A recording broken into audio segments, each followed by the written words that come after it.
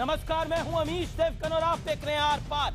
10 साल तक देश के उपराष्ट्रपति रहने के बाद अपनी विदाई से ऐन पहले हामिद अंसारी ने ऐसा बयान दे दिया जिस पर बखेड़ा खड़ा हो गया है। हामिद अंसारी साहब का कहना है कि मुस्लिम समुदाय में असुरक्षा और घबराहट का माहौल है, कानून व्यवस्था लागू करने की क्षमता भी घटती जा रही है। इस बयान पर चौतरफा सियासी संग्राम छिड़ चुका है। बीजेपी सवाल उठा रही है कि आखिर ऐसा क्या हो गया है कि जाते जाते हामिद अंसारी को यह ख्याल आ गया। ये बात उन्होंने पहले क्यों नहीं उठाई, पहले क्यों नहीं बोली, और इसी बयान को हथियार बनाकर कांग्रेस नेताओं से लेकर ओवैसी तक तमाम लोग बीजेपी को घेरने में जुट गए हैं। तो सवाल यही है कि क्या यह बयान जरूरी था? क्या वाकई इस देश का मुसलमान डर में जी रहा है? आज इसी मुद्दे पर होगी देश की सबसे बड़ी बहस। हम यही सवाल पूछेंगे कि मुसलमानों को डराया जा रहा है या मुसलमान वाकई डरे हुए हैं।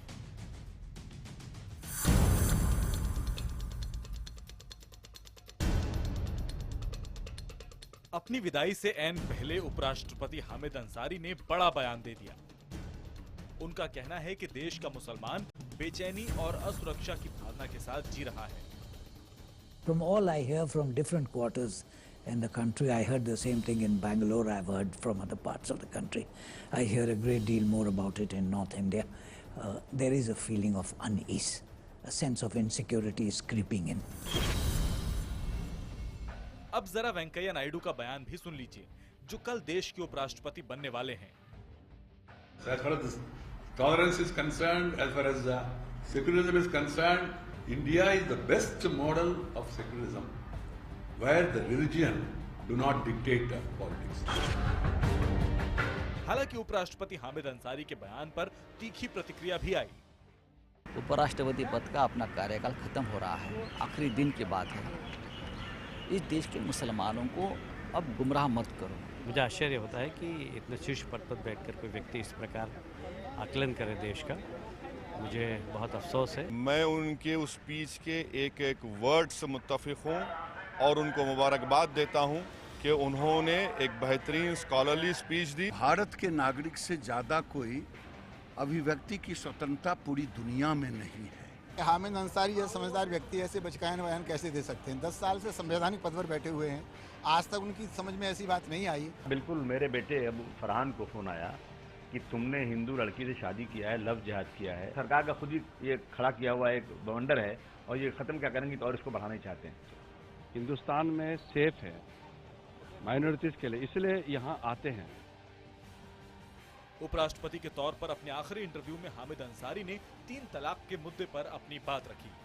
हामिद अंसारी ने कहा, It is a social aberration, it is not a religious requirement.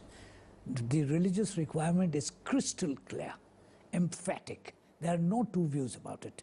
But patriarchy, social customs has all crept into it to create a situation which is highly undesirable. 10 साल तक देश के उपराष्ट्रपति का पद संभालने वाले हामिद अंसारी और उनके परिवार का सार्वजनिक जीवन में लंबा अनुभव है। हामिद अंसारी डॉक्टर मुख्तार अहमद अंसारी के पोते हैं, जो एक दौर में मुस्लिम लीग के अध्यक्ष थे। हामिद अंसारी ने कॉलेज की पढ़ाई अलीगढ़ मुस्लिम यूनिवर्सिटी से पूरी की। भारतीय विदेश सेवा में रहते हुए वो अफगानिस्तान, संयुक्त अरब अमीरात और ईरान में भारतीय राजदूत रह चुके हैं। हामिद अंसारी भारतीय अल्पसंख्यक आयोग के अध्यक्ष भी रह चुके हैं। हामिद अंसारी का कार्यकाल आज खत्म हो रहा है और कल उपराष्ट्रपति के तौर पर वेंकैया नायडू का शपथ ग्रहण होना है। ऐसे में कई दल ये सवाल उठा रहे हैं कि आखिर विदाई से ऐन पहले हामिद अंसारी ने मुसलमानों की असुरक्षा का मुद्दा क्यों उठाया। आज इसी पर होगी देश की सबसे बड़ी बहस। क्या मुसलमानों को डराने की ये बड़ी साजिश और कोशिश है? ये एक सवाल पूछा जा रहा है बार बार, लेकिन हम आपको विश्लेषण थोड़ा अलग दिखाते हैं। आज हामिद अंसारी के परिचय का विश्लेषण दिखाते हैं। बहुत कद्दावर मुस्लिम स्कॉलर हैं हामिद अंसारी साहब। मुस्लिम लीग के अध्यक्ष थे हामिद अंसारी के दादाजी। हम आपको बताना चाहते हैं, कॉलेज की पढ़ाई अलीगढ़ मुस्लिम यूनिवर्सिटी से पूरी करी। अफगानिस्तान, संयुक्त अरब अमीरात और ईरान में भारतीय राजदूत थे हामिद अंसारी साहब। मेनली मुस्लिम कंट्रीज में राजदूत रहे। उसके बाद 2000 से 2002 तक अलीगढ़ मुस्लिम यूनिवर्सिटी के कुलपति रहे हैं हामिद अंसारी, जो कि मुस्लिम यूनिवर्सिटी है। उसके बाद मार्च 2006 से जुलाई 2007 तक राष्ट्रीय अल्पसंख्यक आयोग के अध्यक्ष थे, जब कांग्रेस का शासन था इस देश के अंदर। और उसके अलावा एक और परिचय है, मुख्तार अंसारी के चचेरे भाई हैं, यानी रिश्तेदार हैं हामिद अंसारी। मुख्तार अंसारी जो खूंखार डॉन है उत्तर प्रदेश के, उनके। मैं बढ़ता हूं आगे और अब आपको बताता हूं मेरे साथ आज कौन कौन जुड़ रहा है। मैं सीधा रुख करता हूं, मेरे साथ भारतीय जनता पार्टी के प्रवक्ता है सुधांशु त्रिवेदी साहब, जो कि गृह मंत्री राजनाथ सिंह के पॉलिटिकल एडवाइजर भी हैं। मेरे साथ इस डिबेट में रिजवान साहब जुड़ रहे हैं, रिजवान अहमद, जो कि इस्लाम के जानकार हैं, इस्लाम के स्कॉलर हैं और अपनी बात बहुत बेबाकी से रखते हैं। मेरे साथ इस डिबेट में अबे दुबे हैं, कांग्रेस पार्टी के नेता प्रवक्ता। मेरे साथ इस डिबेट के अंदर मुफ्ती अरशद कासमी है, मुस्लिम पर्सनल लॉ बोर्ड, इस देश के सबसे बड़े मुस्लिम संगठन के नुमाइंदे। मेरे साथ मकसूद अल हसन कासमी साहब है, जो कि अध्यक्ष है इमाम काउंसिल के। आप तमाम लोगों का स्वागत है। मैं सबसे पहले इस डिबेट की शुरुआत आपसे करता हूं कासमी साहब, क्योंकि आप दोनों कासमी हैं। मैं आपसे शुरुआत करता हूं मुफ्ती अरशद कासमी साहब, और मैं 30 सेकंड में आपसे जानना चाहता हूं क्यों आपको लगता है हामिद अंसारी ने सही कहा। 30 सेकंड में बताइए। देखिए, हामिद अंसारी साहब ने जो कुछ भी कहा, आपने जैसा कि उनका परिचय कराया कि वो एक जिम्मेदार व्यक्ति हैं, पढ़े लिखे बड़े स्कॉलर हैं, तो उन्होंने अगर कुछ कहा है, हमें आईना दिखाने की कोशिश की है, तो हमें उसको सीरियसली लेना चाहिए, ना ये कि हमें उन्हें क्रिटिसाइज़ करें और उनको हम तनकीद का निशाना बनाएं। अगर उन्होंने मुसलमानों को लेकर के ये बात कही है, तो ठीक यही बात जो है सुब्रमण्यम स्वामी जी भी, जो बीजेपी के एक बड़े कदावर लीडर है, उन्होंने यही बात कही है आज कि हिंदू भी जो है इनसिक्योर। नहीं, मैं उम्मीद कर रहा था आप कुछ पॉइंट बताएंगे कि मुसलमानों को क्यों डर लग रहा है हिंदुस्तान के अंदर। ठीक है सर, 30 सेकंड हो गए, 30 सेकंड हो गए सर, 30 सेकंड हो गए। डरने वाले नहीं है, मुझे उस पॉइंट पर जाने की जरूरत नहीं है, मुझे इस पर जाने की जरूरत है कि एक जिम्मेदार आदमी अगर कुछ कर रहा है तो उस पर चर्चा करने की जरूरत है। ठीक है, सोचना चाहिए, हमें आईना देखना चाहिए कि अगर एक बड़े आदमी, एक बड़े स्कॉलर ये बात कह रहे हैं, और यही बात अगर सुब्रमण्यम स्वामी जी भी कह रहे हैं, साथ काम किया है, किस किस मुस्लिम यूनिवर्सिटी में पढ़ाई करी है, उसका परिचय हम दे चुके हैं पूरी तरह। नहीं, तो ये उसका उन्होंने किस किस मुस्लिम देश में काम करा है, वो भी परिचय हम दे चुके हैं। जिस तरह से परिचय दिया है उससे बिल्कुल उनका आपने निगेटिव छवि बनाने की कोशिश की है। मैंने तो उनका परिचय दिया, अरे वो उनकी पढ़ाई लिखाई, उनकी शिक्षा ही वहां से है, तो मैं वही बताऊंगा कि मैं गलत बताऊंगा। अमीर जी यही बात है, सुब्रमण्यम स्वामी जी ने आज कहा है कि हिंदू भी इस देश में इनसिक्योर है, वो भी गैर महफूज है। उसके बारे में आप क्या कहेंगे? सुधांशु त्रिवेदी से जवाब ले लेंगे, पर हामिद अंसारी फिर हिंदुओं की भी बात कर लेते हैं, उन्होंने मुसलमानों का ही नाम लिया ना। नहीं, तो अगर ठीक है, मुसलमानों के बारे में कहा, तो सुब्रमण्यम स्वामी ने भी हिंदुओं के बारे में कहा, उसको भी टिप्पणी कीजिए, उन्होंने ऐसी बात क्यों कह दी? ठीक है, कासमी साहब, पूरे देश के अंदर इनसिक्योर का माहौल है। ठीक है, मैं रिजवान साहब आपका रुख करता हूं, और रिजवान साहब और साफ गोई से एक सवाल पूछता हूं, आपको डर महसूस हो रहा है? आपको डर लगता है? सीधा मुद्दे पर आते हैं और पूछता हूं, आप भी मुस्लिम स्कॉलर हैं। हामिद अंसारी दबांग जी, हामिद अंसारी साहब ने जो बात कही है, मैं उससे पूरी तरह सहमत हूं, लेकिन हामिद अंसारी साहब ने देश का नाम गलत बता दिया। हामिद अंसारी साहब को यह पता होना चाहिए कि मुसलमान वहीं पर असुरक्षित है जहां मुसलमान के साथ रह रहा है। मुसलमान पाकिस्तान में असुरक्षित है, मुसलमान अफगानिस्तान में असुरक्षित है, इराक में, सीरिया में, येमेन में, नाइजीरिया में, इथोपिया में, सोमालिया में। मुसलमान वहीं असुरक्षित है जहां शिया सुन्नी के साथ है, सुन्नी शिया के साथ है, वहाबी सलाफी के साथ है, सलाफी किसी और के साथ है। हिंदुस्तान में मुसलमान बिल्कुल सुरक्षित है, पूरी तरह सुरक्षित है। मुसलमान जो डरा हुआ है सिर्फ मुस्लिम मुल्कों का इस टाइम डरा हुआ है। घर से निकलता है तो हथेली पर जान रख के निकलता है। हिंदुस्तान का मुसलमान पूरा सुरक्षित है, पूरा सुरक्षित है साहब। ठीक है, और रिजवान अहमद साहब बहुत बड़े मुस्लिम स्कॉलर है, अपना व्यू पॉइंट रख रहे हैं, और मैं कासमी साहब आपका रुख करता हूं, अध्यक्ष जो इमाम काउंसिल के, मैं आपका रुख करता हूं, और मैं आपसे जानना चाहता हूं, ये भी तो मुसलमान है, इनको तो कोई डर नहीं लग रहा? इनको ये तो उल्टा ये कह रहे हैं कि उन मुल्कों में ज्यादा डर है जहां मुसलमान को मुसलमान से डर है, इस मुल्क में क्या डर है? देखिए, ये बात सच, ये हमारा देश है जी, और दुनिया में सबसे ज्यादा बेहतर हम अपने देश में, हमें इसी वजह से हम सऊदी अरब से भी बेहतर अपने देश को मानते हैं, और ये हमारा देश है, हम फख्र से कहते हैं। तो आपको बुरा लगा जब हामिद अंसारी ने इसी मुल्क पर सवाल खड़ा करा? पूरी सुन लीजिए, ये जो साहब कह रहे हैं, जो आप अफगानिस्तान की बात दे रहे हैं, वहां तो लोग जानते हैं, वहां तो रूल रेगुलेशन है ही नहीं, यहाँ डेमोक्रेसी है। यहाँ सेकुलरिज्म है। इसी वजह से पूरी दुनिया में हमारा देश माना जाता है, इसकी इज्जत है और इसका झंडा बुलंद है। आप उसके कैसे वो कर सकते हैं, हमारे देश की तुलना अफगानिस्तान से कैसे कर सकते हैं? वो मारने काटने वाले हैं, इनको इतना शऊर नहीं है, इन्हें शऊर होना चाहिए। दूसरी बात, इस देश में, इतने बड़े देश में झटके छोटे मोटे होते रहते हैं, लेकिन पर ये कहना मुसलमानों को डर जायज है? वजह उसकी वजह जायज है, मैं पूछ रहा हूं, इसलिए वो आज रात तक उपराष्ट्रपति है, वो आज रात तक उपराष्ट्रपति है, क्या उपराष्ट्रपति? उसकी सबब पूछ लीजिए जी।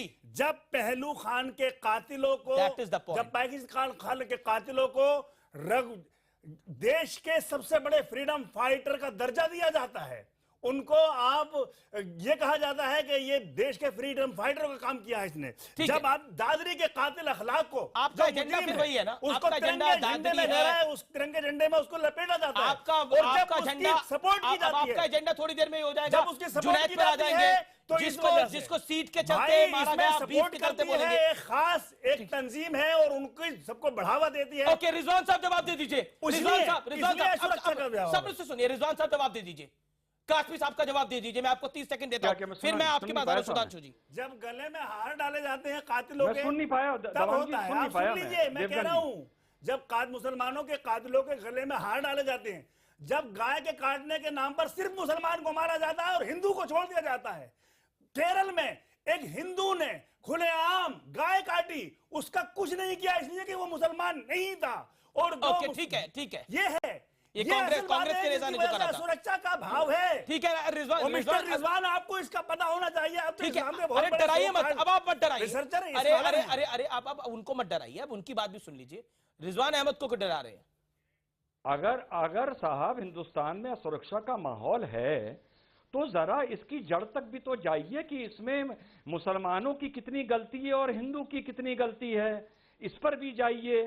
आपको ये समझिए कि अगर आप एक मुसलमान की बात करेंगे तो इस देश में सन 47 से इंटॉलरेंस का माहौल है। जब जब मुस्लिम पोलराइजेशन हुआ तब आपको प्रॉब्लम नहीं हुई। जब 3 साल 4 साल पहले हिंदू पोलराइजेशन शुरू हो गया तो आपको दर्द महसूस होने लगा, तो आपको तकलीफ होने लगी। अरे साहब, 70 साल मुस्लिम पोलराइजेशन हुआ है, थोड़ा सा हिंदू पोलराइजेशन भी होने दीजिए। क्या प्रॉब्लम है आपको भाई? 70 साल दोनों तरह का पोलराइजेशन हुआ है। होने दीजिए ना उनको, 20 सेकंड और बोलने दीजिए ना। इंटॉलरेंस क्यों? क्या मुसलमानों को मारने दीजिए? अरे साहब, अंसारी साहब को बोलने दीजिए ना। 20 सेकंड और 1 लाख मार दीजिए, 2 लाख मार दीजिए, 50 लाख मार दीजिए, मरने दीजिए। नहीं, किसने मार दिए 50 लाख? आप मुझे बताइए, आप इस तरह की गलत बात क्यों कर रहे हैं? कितने लाख मुसलमान मारे गए? नहीं, ये डर फैला रहे हैं, आप समाज के अंदर डर फैला रहे हैं। हिंदू मुस्लिम में बंटने दीजिए। वाह भाई वाह, मैं आप डर फैला रहे हैं, ये एजेंडा चला रहे हैं डर फैलाने का। डर फैलाने की फैक्ट्री है आपकी, कासमी साहब। तरीका है भाई, कासमी साहब क्यों डर फैलाने की फैक्ट्री चला रहे हैं? मौलाना साहब, आपकी तवज्जो चाहूंगा। मौलाना साहब, मुसलमान अगर हिंदुस्तान में डरा हुआ था, मुसलमान अगर हेलो, आवाज आ रही है? आ रही है रिजवान साहब, 20 सेकंड में अपनी बात कंप्लीट कर लीजिए आप। अगर मुसलमान हिंदुस्तान में डरा हुआ था तो सन 80 से सन 95 तक जब मेरठ में 365 दिन में 165 दिन कर्फ्यू लगा रहता था तब डरा हुआ था। अलीगढ़ में जब पूरे साल कर्फ्यू रहता था तब डरा हुआ था। जब मुरादाबाद की मस्जिद में पीएसी ने गोली चलाई थी तब डरा हुआ था। जब बिजनौर में भिवंडी में दंगे हुए थे तब डरा था। भागलपुर में तो आप क्या चाहते हो कि जब वहां उन्होंने किया था तो आप भी करा दीजिए। जब मलियाना में 40 मुसलमानों को पीएसी ने गोली, देखिए वो अपनी बात रख रहे हैं, आप अपने आप को नहीं देखिए, हम तो मोदी जी के साथ सबके विकास की उम्मीद करते हैं साहब। ठीक है, मोदी जी के सबके साथ और सबके विकास की उम्मीद करते हैं। मैं नरेंद्र मोदी की पार्टी के नुमाइंदे की बात ही चाहता हूँ। ठीक है, सुधांशु त्रिवेदी और स्क्रीन राइट नाउ। ओके, ठीक है, बहुत सारी बात हो गई। सुधांशु त्रिवेदी, अचानक हामिद अंसारी को इतना दर्द क्यों उठा मुसलमानों के लिए? अचानक जाते जाते विदाई के दिन इसके मायने क्या? देखिए, मुझे यह लगता है कि हामिद अंसारी साहब एक बहुत ही पढ़े लिखे विद्वान व्यक्ति हैं, इसलिए उन्होंने अपने विदाई की पूर्व संध्या पर यह वक्तव्य देना इसलिए चूज किया होगा ये टाइम, क्योंकि एक प्रकार से अब वो उत्तरदायित्व जो उपराष्ट्रपति का संवैधानिक उत्तरदायित्व उससे हटकर एक सामान्य व्यक्ति के रूप में आ रहे। शायद उन्हें लगा होगा कि अब वो अपना निजी विचार ज्यादा बेहतर ढंग से व्यक्त कर सकते हैं उपराष्ट्रपति पद के मर्यादा से बाहर आकर। अब मैं एक बात यह कहना चाहूंगा, देखिए यहां दो प्रकार की बात होती है, एक तो होती है टेक्निकल और एक होती है व्यापक। टेक्निकल में जैसे अभी मौलाना साहब ने कहा, पर आपके नेता कह रहे हैं मर्यादा के खिलाफ है, आपके कई सांसदों ने आज पार्लियामेंट में बयान दिया ये मर्यादा के खिलाफ है, शिवसेना ने भी यही बात बोली। मैं उसी बिंदु पे आ रहा हूं। मेरे विचार से राष्ट्रपति या प्रधानमंत्री को किसी भी एक समुदाय का नाम लेकर कोई वक्तव्य नहीं देना चाहिए था, परंतु चूंकि राष्ट्रपति उपराष्ट्रपति बड़े संवैधानिक पद हैं तो उन पर कोई टिप्पणी करना मैं उचित नहीं समझता हूं। वो उन लोगों के विवेक के ऊपर है कि वो क्या बयान दे। मगर जैसे रिजवान साहब ने एक बात कही, उसमें मैं एक फैक्ट जोड़ना चाहता हूं। भाई देखिए, मैं इस्लामिक मामलों का बहुत बड़ा आलिम फाजिल नहीं हूं, 2 मौलाना लोग बैठे हैं, पर आपको पता है कि इस्लाम में कुल कितने फिरके हैं? 72 फिरके हैं। और दुनिया में कौन सा इकलौता मुल्क है जहां 72 के 72 फिरके हैं? सिर्फ हिंदुस्तान। वो 56 मुस्लिम देश जो हैं उनमें वो 72 फिरके क्यों नहीं हैं? तो ये तो छोड़ दीजिए कि गैर मुस्लिम कैसे रह रहा है, मुसलमान और मुसलमान आपस में भी अगर बेखौफ रहा है तो हिंदुस्तान में। अभी मौलाना कासमी ने कहा कि अफगानिस्तान से तुलना क्यों करते हैं, वो मारने काटने वाले, बिल्कुल सच है। अरे पाकिस्तान भी तो हमारा ही हिस्सा था, अभी तीसरी पीढ़ी नहीं गुजरी है, वहां पे आप अलग हो गए और मारने काटने वाले लोग वहां पैदा हो गए। ठीक है, ओके, मैं वहां पर कांग्रेस का रुख करूंगा, मैं कांग्रेस का रुख करूंगा। कल सोनिया गांधी को भय दिख रहा था, होने लगे। आज इसलिए मैं कह रहा हूं एक संस्कृति है जी, इस हकीकत को समझकर प्रतिक्रिया की जाए तो बेहतर होगा। कल सोनिया गांधी को भय लग रहा था, आज हामिद अंसारी को मुसलमानों में डर लग रहा है, क्यों? एजेंडा चल रहा है कुछ? मैं बेपनाह अंधेरों को सुबह कैसे कहूं, मैं इन नजारों का अंधा तमाश भी नहीं। महफूज नहीं है इस देश के प्रजातंत्र, इस देश का सद्भाव, इस देश का सामाजिक ताना बाना, इस देश की अर्थव्यवस्था, इस देश का प्रत्येक वो संवैधानिक संस्था जो आज भारतीय जनता पार्टी मुसलमानों की बात हो रही है। सुन लीजिए अमित जी, मैं वही कह रहा हूं। हामिद अंसारी ने मुसलमानों की बात मैं उसी पर उन्होंने हिंदू की बात नहीं करी, अगर उन्होंने किसी संस्था की बात नहीं करी। अच्छी बात की, आपने पूरा इंटरव्यू देखा उनका? मैंने पूरा इंटरव्यू देखा। उन्होंने सहिष्णुता की बात की, उनका भाषण भी सुना। बिल्कुल, जो साक्षात्कार है वो देखिए, जिसकी बुनियाद पर यह कार्यक्रम चलाया जा रहा है। अमीश जी, उन्होंने जब वो सामाजिक ताने बाने और सद्भाव की, सहिष्णुता की बात करते हैं तो आपके स्मृति पटलों को चिन्हित कीजिए कि दाभोलकर और MM कलबुर्गी जो समाज सुधारक, विचारक, साहित्यकार हैं, उनकी हत्या का प्रश्न भी उसमें शामिल है। इतना ही नहीं, मुझको आश्चर्य होता है, बिल्कुल ठीक कहा इन्होंने, नहीं, कि आपने नहीं, आप जब इस देश का आप मिला रहे हैं, जब इस देश के गृह दो चीजों को कहें कि कैन समबडी स्टॉप मी, मैं गाय का मांस खाता हूं, जब वो सत्ता की मनमानी कुर्सी पर पूरी तरह बिठा दिया जाता है। एजेंडा बदल रहे हैं। गाय के वास पर डिबेट है, पहलू खान पर डिबेट है, गाय के वास पर डिबेट है, पहलू खान पर डिबेट है। इस देश में मुसलमान सेफ कैसे नहीं है, इसका आंकड़ा दीजिए आप। अगर आपके पास आंकड़ा है तो रखिए आज पटल के ऊपर। ये मैं आपको आंकड़ा देता हूं, उसके बाद मैं आप अपना आंकड़ा दीजिए और आप ब्रेक के बाद अपना आंकड़ा तैयार रखिए। मैं ब्रेक के बाद आता हूं और आपके पास आता हूं। मैं ब्रेक लेता हूं छोटा सा। क्या इस देश में मुसलमानों को डराया जा रहा है? आज इसी पर हम डिबेट कर रहे हैं।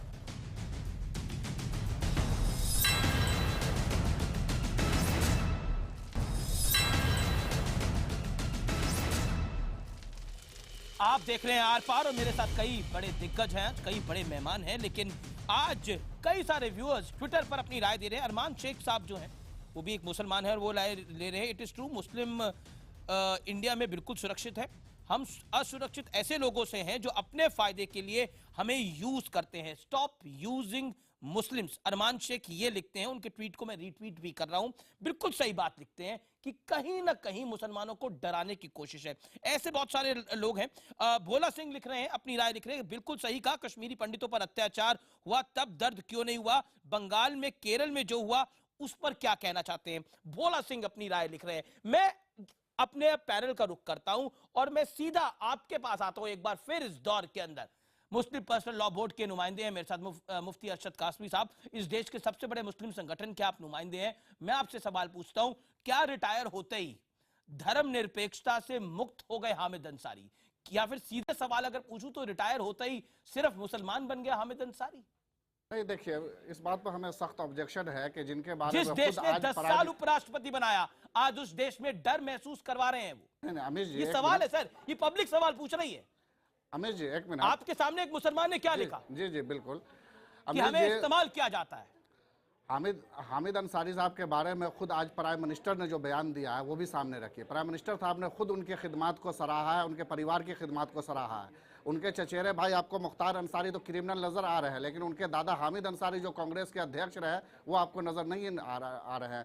आपको उनकी छवि को बिल्कुल निगेटिव बना करके जो पेश कर रहे हैं, जिस तरह से पहले यही बोला मुस्लिम लीग के अध्यक्ष थे हामिद अंसारी के दादाजी। नहीं, मैं आपको बताना चाहता हूँ यही सिलेक्टिव अप्रोच है, यही सिलेक्टिव अप्रोच है जो आप रखना चाहते हैं। अब मैंने जो अच्छी बात बोली वो आपको नहीं सुनाई दी, जो मैंने आखिरी शब्द बोला वो आपको सुनाई दिया, इसीलिए आप मुसलमानों को डराना चाहते हैं। सुंदर ज्यादा ये लगता है आप बोलते कि हामिद अंसारी मुस्लिम युवाओं के लिए, मुस्लिम महिलाओं के लिए आवाज उठाते। 3 तलाक पर क्या बोले हामिद अंसारी? उनकी बातों से मैं इत्तेफाक कर रहा हूं या नहीं वो एक अलग इशू है, जिस तरह से आप उनकी इमेज को पेश कर रहे हैं उस पर मुझे ऑब्जेक्शन है। यही बात जब अगर सुब्रमण्यम स्वामी जी आज कह रहे हैं कि सारे हिंदू इस देश में अपने आप को इनसिक्योर महसूस कर रहे हैं, गैर महफूज महसूस कर रहे हैं, तो आप उन पर क्यों नहीं टिप्पणी कर रहे हैं, आप उन पर क्यों नहीं आवाज उठा रहे हैं? सुधांशु त्रिवेदी हिंदू भी अपने आप को डरे हुए महसूस कर रहे हैं। ये बात कहते हैं, मैं सवाल पूछता हूं, ये बात कहते हैं सुब्रमण्यम स्वामी, ये बात कहते हैं सुब्रमण्यम स्वामी, लेकिन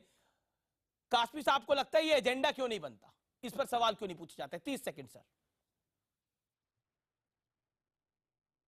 सुधांशु देखिए, सिर्फ एक वाक्य मैं कहना चाहूंगा, कोई भी व्यक्ति अपने बारे में, देश के बारे में टिप्पणियां कर सकता है, परंतु जो व्यक्ति जितने बड़े पद पे बैठा हो उसकी मर्यादा उतनी बड़ी, और संवैधानिक पद पे यदि कोई बैठा हुआ हो तो उसकी मर्यादा तो बहुत बड़ी होती है। उन्हें वर्ग, जाति, समुदाय, क्षेत्र का स्पष्टतः नाम लेकर बोलने से बचना चाहिए। जैसे याद करिए, मनमोहन सिंह जी ने प्रधानमंत्री होते हुए कह दिया था मुस्लिम should have first right over the national resources of India. इस ढंग से किसी समुदाय का नाम लेकर बचना चाहिए। और खौफ पे एक बात मैं कहना चाहूंगा, देश के इतिहास में यदि एकमात्र ऐसा मौका आया है जब मॉब तो छोड़िए, जब पुलिस ने खड़ी करके गोली मारी है, तो हाशिमपुरा मलियाना में 1997 में, 87 में, तब किसकी सरकार थी? और दूसरी बात, अगर सबसे बड़ा खौफ का माहौल होता अमीश देवगन जी, तो इस देश के इतिहास में यदि एक मौका था जब मुस्लिम समाज के लोगों को लगा कि अगर वो अपना मुस्लिम नाम रखेंगे तो उन्हें पॉपुलरिटी नहीं मिलेगी, वो हिंदी फिल्मों में आए हिंदू नाम रख के, दिलीप कुमार, अजीत, मधुबाला, मीना कुमारी, ये क्या था भाई? मैं कह रहा हूं, अगर वो भी आशंका निर्मूल थी और आज भी आशंका निर्मूल है, इस देश की फितरत, इस देश की परंपरा, इस देश की संस्कृति सबको साझा साथ में लेकर चलने की है। मैं फिर एक पूछना चाहता हूं, आज कश्मीर में यदि इस्लाम का प्रभाव बढ़ा, उसके बाद कश्मीर, एक मौलाना साहब, कश्मीर तो सूफी मत के लिए जाना जाता था ना, सूफी मत के 4 सेक्ट है ना। अरे मैं कहना चाह रहा हूं ना साहब, इनसिक्योर का माहौल क्या है समझिए। हिंदू मुसलमान छोड़ दीजिए, मुसलमानों के अंदर क्या है? कश्मीर तो सूफी मत का केंद्र था, सूफियों में 4 सेक्ट है ना, नक्शबंदी, कादरी, चिश्ती और सोहरावर्दी, कितने सिलसिले रह गए कश्मीर में? खत्म, केवल एक वहाबी इस्लाम आ गया। ठीक है, मैं बाकी सबको खत्म कर दिया। मैंने पुनः कहना चाहता हूं, लेकिन गैर मुस्लिम नहीं, अगर मुस्लिम समाज के अंदर की सुरक्षा है, सबसे अधिक बेखौफ रह सकते हैं तो इसी भारत में। नहीं सुधांशु जी, मैं सिर्फ एक चीज, कभी आप 10 सेकंड में जो लड़ाई यमन में हो रही है, जो सीरिया में हो रही है, जो इराक में हो रही है, और अभय दुबे जी एक और बात याद दिलाना चाहता हूं, बीजेपी की सरकार उत्तर प्रदेश में आने के बाद हिंदू मुस्लिम दंगे नहीं, शिया सुन्नी दंगे भी बंद हो गए थे। अरे आप मदरसा का जुलूस 1977 के बाद पूरे शांति के साथ 1998 में निकला जब बीजेपी सरकार थी लखनऊ में। पार्टी का सरोकार हिंदुत्व से है ही नहीं, वो तो प्रतिपक्ष में जब बैठते हैं, जब सांप्रदायिक सौहार्द को बिगाड़ने की बात करते हैं। आपने भी आंकड़ों का जिक्र किया था, तो झारखंड से, उड़ीसा से, तमिलनाडु से, मध्य प्रदेश से 52 बड़े हमलों की लिस्ट, केरल का भी आंकड़े निकाल के लाए हैं, केरल के भी आंकड़े निकाल के लाए हैं जहां पे मारा गया लोगों को। बंगाल के भी आंकड़े निकाल के आए हैं, बंगाल के आंकड़े निकाले आपने, बंगाल के आंकड़े निकाले। संविधान की शपथ लेने वाली ज्योति निरंजना वो कहती है रामजादे, और आगे मैं नहीं कहना चाहता। गिरिराज कहते हैं कि मोदी जी की बुराई करने वाले पाकिस्तान चले जाए। प्रजातंत्र में चुनकर आने वाली सरकार के लिए अमित शाह जी कहते हैं पाकिस्तान में फटाके फूटेंगे। इस देश के प्रधानमंत्री जी चुनाव में कहते हैं शमशान और कब्रिस्तान, रमजान और दिवाली। जवाब 20 सेकंड करना ठीक है, जवाब मुस्लिम बेटियों में, हिंदू बेटियों की शादी में नहीं। अब एजेंडा क्या? अब ये पॉइंट है, ठीक है, मुस्लिम बेटियों की शादी में 51,000 अगर दे रहे हैं तो वो भी असुरक्षा है क्या? वो किस बात की असुरक्षा है? वो किस बात की असुरक्षा है? ठीक है, जवाब अभय दुबे जी, ओके, सुधांशु त्रिवेदी जवाब। कहा कि अमित शाह जी ने ये बात बोली थी। अब हो गया। अब मैं बोलूं। हो गया। आप मैं एक बात कहता हूं, अभी थोड़ी देर पहले डिबेट हो रही थी कि मुसलमानों को अभय दुबे जी, असुरक्षित आपने महसूस हो रहा है, लेकिन एक बात कही जो आपने जनाब अभी कांग्रेस प्रवक्ता साहब ने, उन्होंने बोला कि मुसलमान बेटियों को 51,000 रुपए दिए जा रहे हैं, तो उससे भी असुरक्षा हो रही है क्या? मैंने यही तो कहा, वक्तव्य और व्यवहार में अंतर है Amish ji. Sudhanshu Trivedi, make your point. 30 second Sudhanshu Trivedi. मैं सिर्फ 2 फैक्ट बोलता हूं अमीश, मैं सिर्फ 2 फैक्ट बोलता हूं। अभय दुबे जी ने अभी कहा कि अमित शाह जी ने कहा कि अगर भाजपा हारेगी तो पाकिस्तान में पटाखे फोड़े जाएंगे। क्या गलत कहा? पटाखे फोड़ने कौन गया? सलमान खुर्शीद और मणिशंकर अय्यर पाकिस्तान में जाके बोले कि मोदी की सरकार को हटाओ। ये तो हमने नहीं सोचा था कि आप पटाखे फोड़ने जाएंगे। अब दूसरा एक फैक्ट रखता हूं, यह बताइए सबसे ज्यादा मुसलमानों की अलंबरदारी कहां की गई? उत्तर प्रदेश और बंगाल, जहां लंबे समय आपका शासन रहा। मुसलमानों का प्रतिशत क्या है? बंगाल में 27%, सरकारी नौकरी में 2%, उत्तर प्रदेश में जनसंख्या में 18%, सरकारी नौकरी में 2%, गुजरात जहां लंबे समय हमने शासन किया, जनसंख्या में प्रतिशत 7.5, सरकारी नौकरी में 7.5।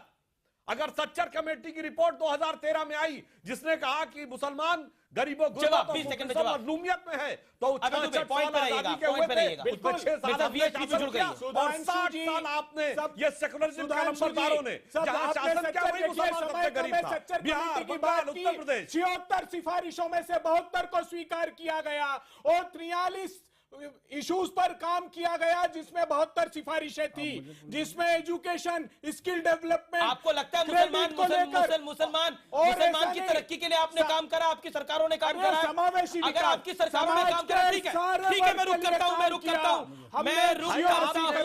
के किया होता। मेरा नहीं, मैंने रिजवान अहमद को ले लूं, फिर मैं आपको बताता हूं। रिजवान अहमद, मेरे पास एक आंकड़ा है, इसका इस डिबेट से कोई सरोकार नहीं है, लेकिन इस आंकड़े का सरोकार है। 1947 का आंकड़ा है और अपने व्यूअर्स को भी मैं बताना चाहता हूं कि इस आंकड़े को ध्यान से सुने। 1947 में पाकिस्तान में 15% हिंदू आबादी थी, जो वर्ष 1998 में, उसके बाद के आंकड़े हमें नहीं उपलब्ध हुए, वो 1.6% पहुंच गई थी। और जो हमें आंकड़ा मिला है अघोषित रूप से, वो आंकड़ा कहता है अब आधे % के आसपास भी नहीं है। मैं आगे बढ़ता हूं। उसके बाद आजादी के बाद भारत में करीब 10% मुस्लिम आबादी थी, जो 2011 की मतगणना के हिसाब से 14.5-15% के आसपास पहुंच गई थी। लेकिन 2017 में अघोषित जो आंकड़ा है वो कहता है अराउंड 19 to 20%, अराउंड 19 to 20%। अभी भी हम कहते हैं कि हमारे मुल्क के अंदर मुसलमानों में डर का माहौल है, अभी भी हम ये बात कह सकते हैं। और जिसकी इतनी लंबरदारी हो रही है, देश के वाइस प्रेसिडेंट कह रहे हैं, और वो 3 तलाक जैसे जहां मुस्लिम महिलाओं को अपना हक मिलना चाहिए, उसकी बात पर भी वो दूसरी तरह से रिएक्ट कर रहे हैं।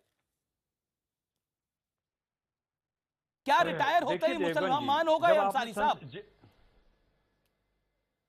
थोड़ा सा वक्त दे दीजिएगा, आपने थोड़ा सा वक्त दे दीजिएगा। अब आपने जब 1947 की बात करी दी है, तो 1947 के कत्लेआम के बाद जब हिंदुस्तान में सेकुलर संविधान आया, और ये उदारता की प्रकाष्ठा है कि हिंदुओं ने इस देश के उस सेकुलर संविधान का विरोध नहीं किया। सन 50 तक आते आते इस देश में जो कट्टरवादी हिंदू था वो हाशिए पर पहुंच चुका था, जहां तक दामोदर सावरकर के घर तक पर पुणे में और बंबई में पत्थर फेंके गए थे। हुआ ये कि आजादी के बाद मुसलमानों ने इस देश को, मौलानाओं ने फॉर ग्रांटेड लेना शुरू कर दिया। और मौलानाओं के 2 एजेंडे थे। एक एजेंडा था मुसलमान को डरा के रखना कि तुम हिंदुओं के बीच में रह रहे हो, तुम्हारा मजहब खतरे में है, तुम्हारी जान माल खतरे में है। दूसरा इनका एजेंडा था कि आजादी। रिजवान ये कादियानी है, ये मुसलमान नहीं है, और इस्लाम के जानकार बनाकर आप टीवी चैनलों पर इसको पेश करते हैं, ये बिल्कुल गलत बात है। अरे बोलने दीजिए ना उसको, एक सेकंड। ये बिल्कुल गलत बात है। ये देखो क्या हो रहा है अमीश, ये बिल्कुल गलत बात है। ये भी मुसलमान है नहीं, कैसे आप मुसलमान बना करके टीवी चैनलों पर पेश करते हैं आप?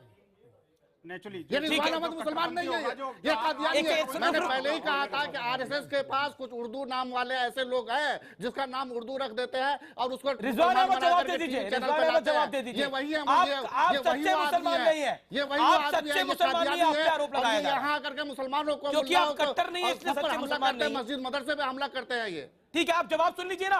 अरे इतनी टॉलरेंस तो रखिए, जवाब तो सुनिए। अरे बोलने की आजादी तो है। अरे रिजवान साहब को भी बोलने की आजादी है। कितने कुरान पढ़ ली, कौन से मदरसे में पढ़ लिया ये, कौन से इस्लाम के जानकार हो गए ये? जो इनको नहीं मानता। मैं आपको जवाब दे दूं। लेट मी रिस्पॉन्ड जी सर, लेट मी रिस्पॉन्ड। बस इनको सिर्फ मस्जिद मदरसा पर हमला करने के अलावा कुछ है नहीं। होते हैं दो तरह के मुसलमान होते हैं। एक मौलाना साहब की तरह सच्चे मुसलमान होते हैं और एक आप जैसे जो होते हैं नकली मुसलमान होते हैं। तो आपने एक्सेप्ट किया ना कि आप मुनाफिक हैं। मुनाफिक नमाज पढ़ता है, रोजा रखता है, कलमा पढ़ता है, हर चीज करता है, हुजूर में यकीन करता है। लेकिन वो जो नकली मुसलमान होता है वो वंदे मातरम भी बोलता है, भारत माता की जय भी बोलता है। अगर मोहल्ले में माँ का जागरण हो रहा हो तो 10 मिनट के लिए वहां भी चला जाता है। अगर इंडिया पाकिस्तान का क्रिकेट मैच हो रहा हो, नकली मुसलमान अगर इंडिया पाकिस्तान का क्रिकेट मैच हो रहा हो, क्यों आते तो वो इंडिया को क्रिकेट में जिताता है। आप क्यों आते हैं टीवी चैनल पर इस्लाम के जानकार बन के? मुसलमान है, ये ऐसा कोई काम नहीं करते। हम नकली मुसलमान हैं, नहीं, आप डायरेक्ट कहिए कि मैं आरएसएस की नुमाइंदगी करने आता हूं। उसके बाद जो बोलना है शौक से बोलिए। आप आरएम से जुड़े हुए हैं, आप कहिए कि मैं आरएसएस आइडियोलॉजी को फॉलो करता हूं। उसके बाद जो बोलना है बोलिए। इस्लाम के जानकार एजेंडा फॉलो नहीं कर रहे तो झूठे मुसलमान हो गए, झूठे मुसलमान हो गए। आप खुद एक्सेप्ट कर रहे हैं, वो दुनिया के आप भी के साथ ही बोल रहे हैं। अरे वो दूसरे मौलाना साहब बोल रहे हैं, उनको शांत कराइए। आप भी शांत कराइए मौलाना साहब को, कराइए शांत। मेरा सवाल है रिजवान साहब से। जी, ये कह रहे हैं आपको भी सच्चे झूठे मुसलमान लग रहे हैं? देखिए, इसलिए झूठे जब मुसलमान देश आजाद हुआ था, ठीक है काफी साहब, अब दूसरे काफी साहब बोल रहे हैं। जब देश आजाद हुआ था तो ये जिस कादियानी फिरके से है ना, उसी कादियानी ने अंग्रेजों का साथ दिया था। अच्छा, अब ये भी निकल दिया आपने। अच्छा, और भी कुछ निकाल दिया। सावरकर गांधी जी के, ठीक है, एक और एजेंडा निकाल दिया आप लोगों ने। तो ये ब्रेक ले लेते हैं, ब्रेक में कुछ और खोजिए के खिलाफ। अरे मैं बोल रहा हूँ रिजवान, अच्छा मैं आपको बोला, अरे रिजवान अहमद के बारे में कुछ और जानकारियां निकाल लीजिए। आप रिजवान अहमद के बारे में कुछ और जानकारी निकाल लीजिए। आप देखिए डिबेट को कैसे टर्न कर दिया गया। एक मुसलमान, मैं बोलना चाहता हूं अपने व्यूअर्स को, आई वांट टू, नहीं आप मेरे को मेरे व्यूअर्स से तो बात करने दीजिए ना, जो स्क्रीन के उस तरफ बैठे हैं। अब आप देखिए, एक मुसलमान जो इन मौलानाओं की बात से एग्री नहीं करता, उसको झूठा मुसलमान घोषित करने की पूरी कोशिश हो रही है। और ये बताने की कोशिश है कि हामिद अंसारी ने जो डर लगवाया, वो डर को और फैलाया जाए समाज के अंदर, जिससे समाज डरे, मुसलमान समाज डरे कि हमारे साथ कुछ गलत हो सकता है। उसको डर लग भी नहीं रहा होगा तो लगवाया जाएगा। ये मजबूरी है इनकी, नहीं करेंगे तो काम कैसे चलेगा। छोटा सा अंतराल लेता हूं, ठीक है, ऑब्जेक्शन लेवल बात होगी, आप अपनी ऑब्जेक्शन रेज कर लीजिएगा ब्रेक के बाद। पूरी आजादी है आपको सर, बोलने की आजादी है, तभी काफी कुछ बोल गया। एक थोड़ा सा ब्रेक लेता हूं, एक सच्चे मुसलमान को झूठा मुसलमान भी बोल दिया। मैं एक ब्रेक लेता हूं और ब्रेक के बाद वापस आता हूं। आज आर पार बेहद जोरदार है।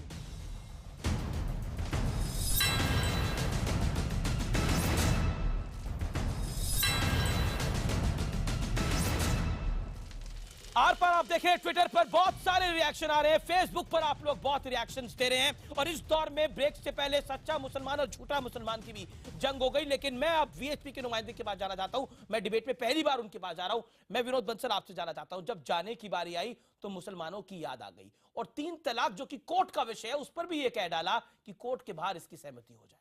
देखिए, जाते समय हर व्यक्ति का एक धर्म होता है कि कम से कम देश की एकता का कोई संदेश दें। अभी तक जितने हमारे राजनेता हैं या कोई महापुरुष हुए, उन्होंने सबने जो है ना, ये पद छोड़ते समय देश की एकता की बात की है।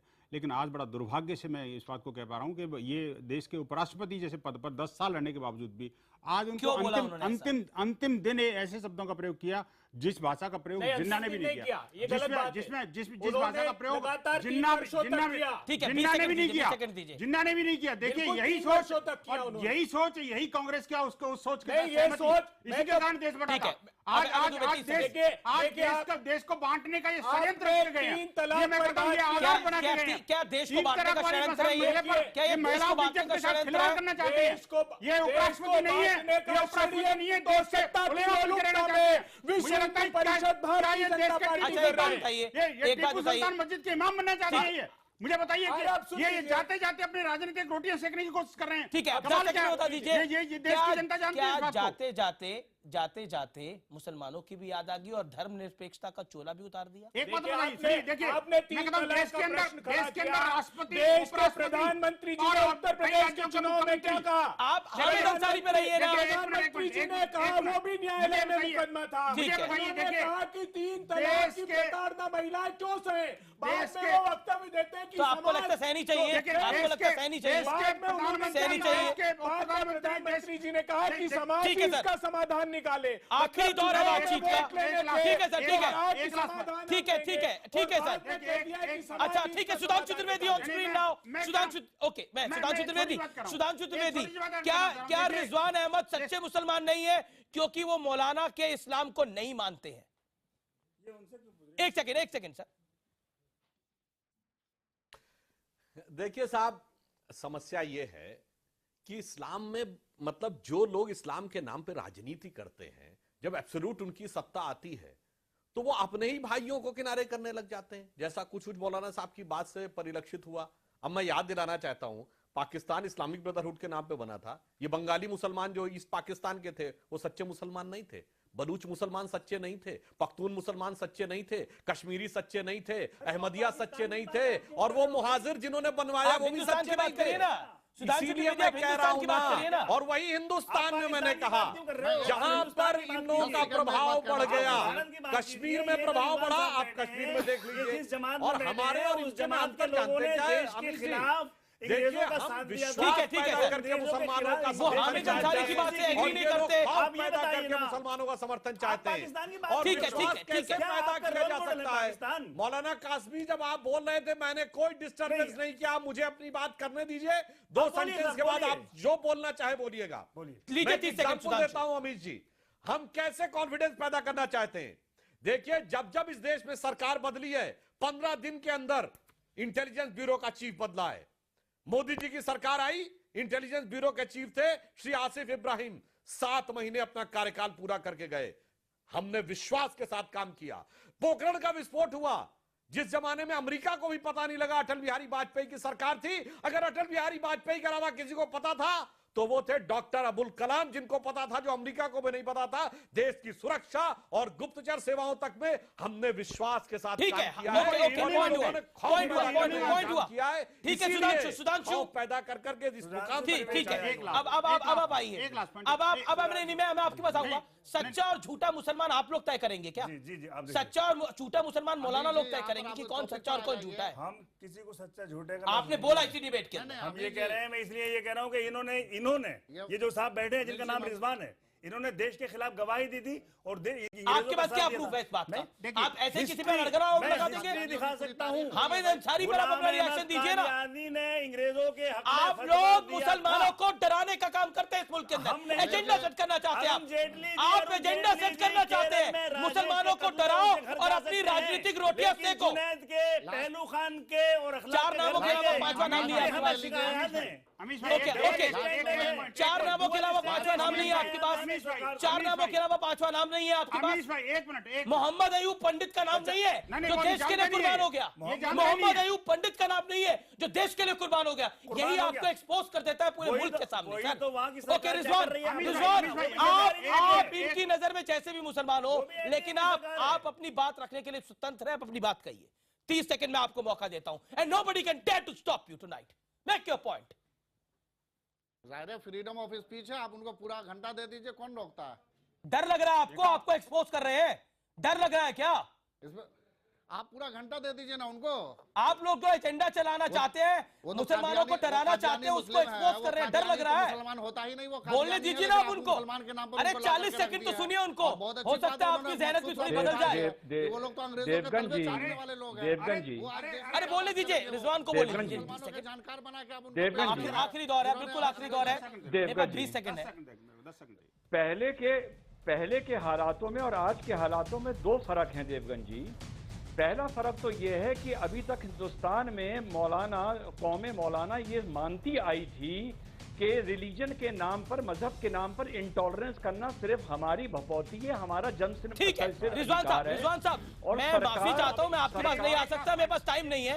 मैं आप तमाम लोगों का शुक्रिया अदा करता हूं सर। थैंक यू सर, आप लोगों का शुक्रिया सर। मेरे पास टाइम नहीं है, दूसरे शो का टाइम हो गया है सर, मुझे वाइंड अप करना पड़ेगा। मैं अगली बार आपको मौका दूंगा, माफी चाहता हूं सर। बहुत बहुत शुक्रिया आर पार आप तमाम लोगों का देखने के लिए। लेकिन निष्कर्ष यही है कि हामिद अंसारी साहब बतौर उपराष्ट्रपति इस देश के 10 साल उपराष्ट्रपति रहते हैं, लेकिन उसके बावजूद एंड में वो धर्मनिरपेक्षता का चोला उतार देते हैं और बात करते हैं वो एक मुस्लिम नेता की तरह। यही आज का निष्कर्ष है। फिलहाल इतना ही, आप देखते रहिए न्यूज़ 18 इंडिया। नमस्कार।